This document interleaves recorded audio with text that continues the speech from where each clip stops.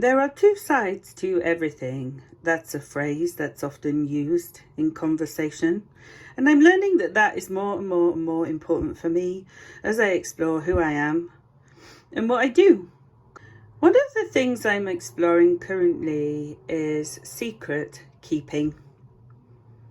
And secret keeping can be a really healthy thing, but it can also be an unhealthy thing because there are two sides to everything.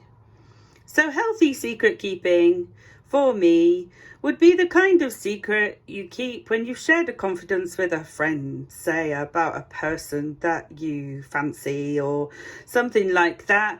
The secret would not cause harm, and it's not about hiding harmful things. The secret keeping that I want to talk about in this video is the other side of that. So this was my experience.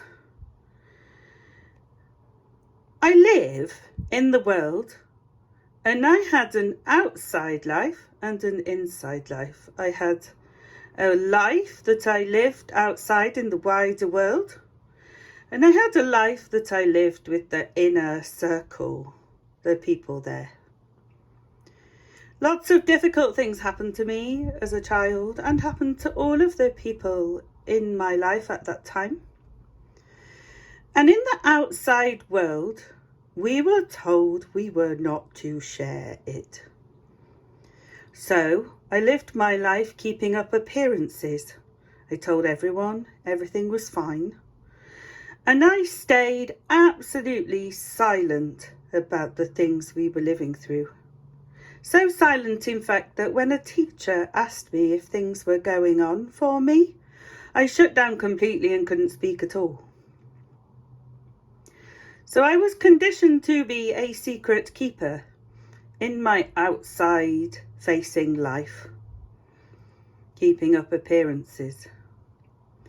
However, I was also living a dual life because for the inner circle, nothing was secret. Everything was shared, every single detail. Everything everybody said, everything everybody did, everything I said, everything I did, everything I thought. So for the outside facing world, I was silent and I kept the secrets firmly. On the inside world, everything was exposed. There was no privacy and there were no secrets. And so what I learned was that I had to keep everything foundational quiet. I couldn't share big life things. And then I had to share every single tiny detail. So I became a person who would not talk about big important things, but who could talk endlessly about minute detail. Minute detail where I never said anything important, where I just filled the space. It was like being a secret agent or an undercover agent, living one life and then reporting back to the management. Yeah. And it felt as important as that too. It felt like if I was discovered, if my cover was blown, my life would be threatened. If those dynamics were represented in a symbol like this, they would be a whole solid half white and a whole solid half black with no dot. Nothing was shared on the outside and everything was shared on the inside. That's not a yin-yang symbol. Those are a representation of extremes.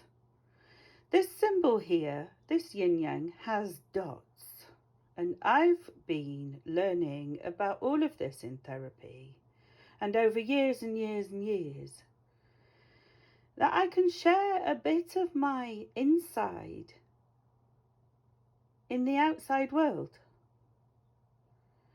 And that I can keep some of my things private, the things I do on the outside, I can keep them private with those on the inner circle. The balance. I'm allowed balance. People are allowed balance. I don't have to share everything, and I also don't have to keep everything private. I'm allowed to choose and find that balance for myself. So now if someone says to me, don't tell anyone about this, I'm able to reflect. If I do that, would it be a healthy secret keeping or an unhealthy secret keeping? If it's a secret keeping that involves covering up harm in any way, or if keeping that secret would put someone at risk in any way, I'm now able to communicate to people that I can't be part of that I cannot be the person that they can ask to keep their secrets. Yeah, it gives me choice, and I think it keeps people safer, as well as keeping myself safer. I thought this would be good to share.